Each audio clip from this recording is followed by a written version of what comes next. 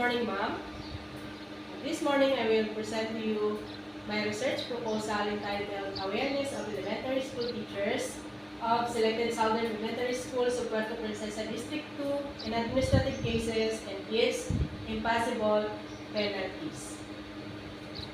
So the chapter 1 is the introduction. So the background of this study is administrative case is a case between state authority on the one side and a person from the other. It is governed by administrative procedure and differ depending on the type of legal system.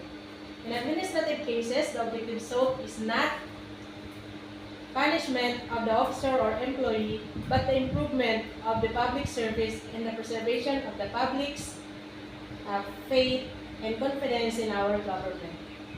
The Department of Education released the Deputy Order number 49 series 2006, known as Revised Rules of Procedure of the Department of Education in administrative cases in order to guide the administrator and teachers to be aware of their responsibilities and accountabilities. It is stipulated in this order that there are three categories of offenses and have equivalent impossible penalties. For grave offenses, suspension of 6 months and 1 day to 1 year and dismissal. Dismissal carries with it the cancellation of eligibility, forfeiture of retirement benefits, and perpetual disqualification for re-employment in the government. So, less grave offenses penalty for suspension for 1 month and on 1 day to 6 months up to dismissal. Lastly, light offenses penalty for suspension of 1 to 30 days up to dismissal of the third offense. So this study purposely made to know the level of awareness of elementary school teachers in selected southern elementary schools in Puerto Princesa District 2 in administrative cases and its impossible penalties. So statement of the problem. The study aims to determine the awareness of elementary school teachers of selected southern elementary schools of Puerto Princesa District 2 in administrative cases and its imposable penalties. Specifically, it aimed to answer the following questions. Number 1, what is the demographic profile of respondents in terms of age, gender, civil status, position, and length of service? Number 2, what is the level of awareness of elementary school teachers in selected southern schools in Puerto Princesa District 2 in administrative cases and its imposable penalties in terms of A. Light offense. 1. Discourtesy in the course of official duties. 2. Improper or unauthorized solicitation of contributions from subordinate employees and by teachers or school officials from school children. Number 3, violation of reasonable office rules and regulations. Number 4, frequent unauthorized tardiness or habitual tardiness. 5, gambling prohibited by law. 6, refusal to render overtime service. And number 7, disgraceful, immoral, or dishonest conduct prior to entering the service. Number 8, borrowing money by superior officers from subordinates. Number 9, lending money at unserious rates of interest. Number 10, willful failure to pay just debt or willful failure to pay taxes due to the government. Number 11, lobbying for personal interest or gain in legislative halls and offices without authority. Number 12, promoting the sale of tickets in behalf of private enterprises that are not intended for charitable or public welfare purposes, and even in the later cases, if there is no prior authority. Number 13, pursuit of private business, vocation, or profession without the permission required by the civil services rules and regulations. Letter B, less grave offenses. Number 14, simple neglect of duty. Number 15, simple misconduct. Number 16, gross discourtesy in the course of official's duty. Number 17, violation of existing civil service law and rules of serious nature. Number 18, insubordination. 19, habitual drunkenness. 20, failure to file sworn statements of assets, liabilities, and net worth, and disclosure of business interests and financial connections, including those of their spouses and unmarried children under 18 years of age living in their household. Letter C, grade of offenses. 21, dishonesty. 22, gross neglect of duty. 23, being notoriously undesirable. Number 24, conviction of a crime involving moral. 25, falsification of official documents.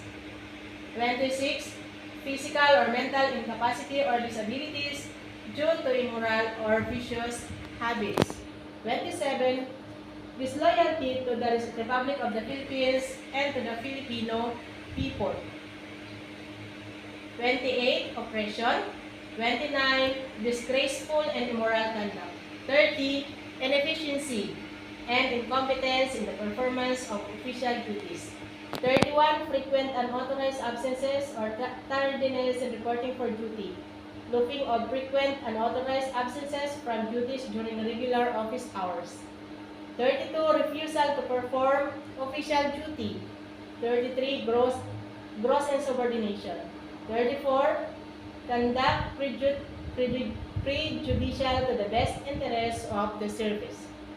35, disclosing or misusing confidential or classified information unofficially, known to him by reason of his office and not made available to the public to further his private interest or give undue advantage to anyone or to prejudice the public interest. Number 3, who is fully aware of administrative cases in which impossible or imposable penalties among elementary school teachers in selected southern schools in terms of 3.1 position, 3.2 the length of service. The objectives of the study. The study aims to determine the demographic profile of the respondents. Number 2, find out the level of awareness of the respondents in administrative offenses. And number 3, find out the level of awareness of the respondents based on length of service and position. Significance of the study. The result of the study will be beneficial to the following: to the faculty and administrator of Southern Elementary Schools of Puerto Princesa District 2, it would give them information to determine the awareness of Southern Elementary School teachers in administrative cases and its imposable penalties. The information could give knowledge on how to address the insufficiency of information of teachers in administrative cases. To that end, this study will help to formulate or conduct necessary activities that will capacitate the teachers' awareness in administrative cases so that they can perform their duty well. The scope and limitation of the study. So this study will be conducted in elementary school teachers of selected Southern Elementary Schools of Puerto Princesa District 2, Division of Puerto Princesa City, Palawan. The study will focus only on the awareness of elementary school teachers of selected elementary school of Puerto Princesa District 2 in administrative cases and its imposable penalties. The study will be covered the period from June 5 to August 5, 2024. Operational definition of terms. Administrative case. It is a case between state authority on the one side and a person from the other hand. Imposable penalties.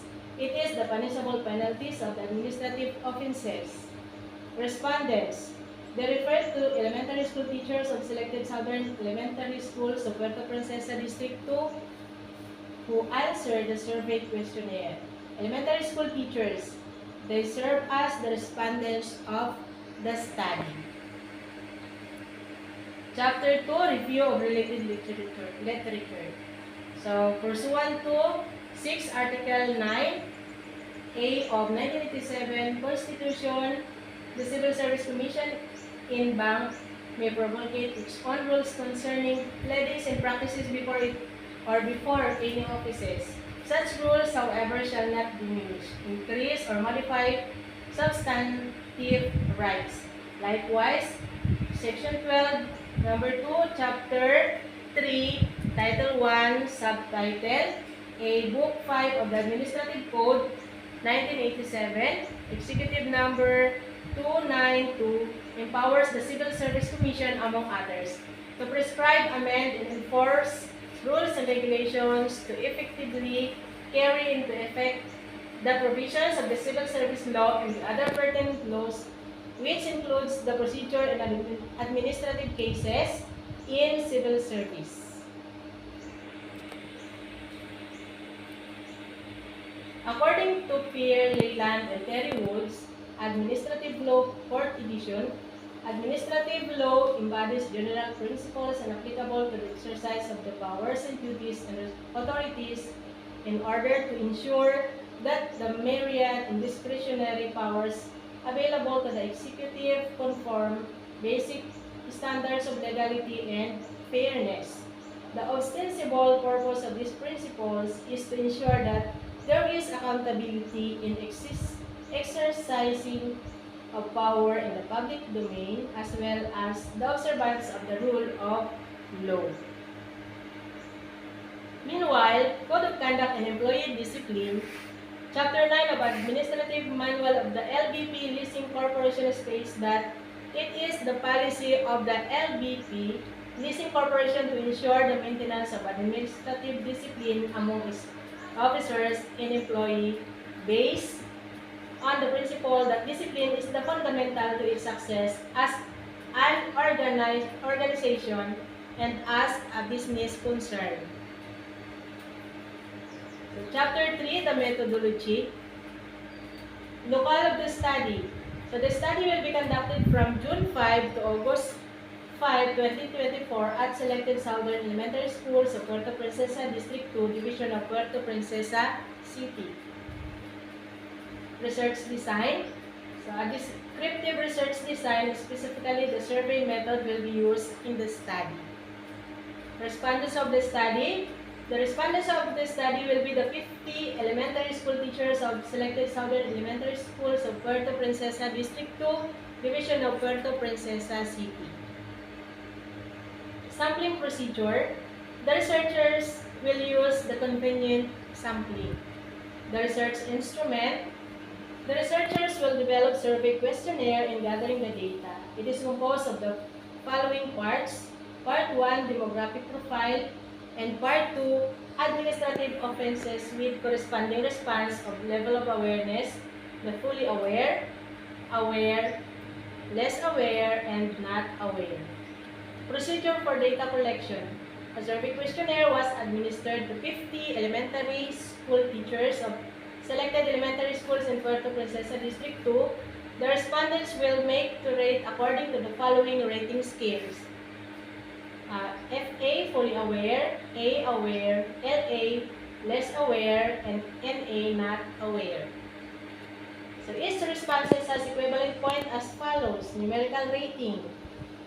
3.51 to 4 is in adjectival rating is fully aware. 2.51 to 3.50 aware, 1.51 to 2.50 less aware, and 1 to 1.5 not aware. Procedure for data analysis. The data in this study will be analyzed using the following. Statistical tools and analysis. Descriptive statistics such as frequencies, percentage, and means will be used to determine the awareness of the respondents. The bibliography, internet. So these are the sources of my research study or proposal. Internet, https abyssinialaw.com, online written by Abraham Johannes and Vesta G. Michael, 31 January 2012. Then updated DepEd Administrative Cases, Rules and Procedure, and Administrative Law, 4th edition per Leyland and Terry Wood, 2 May 2012. Thank you very much.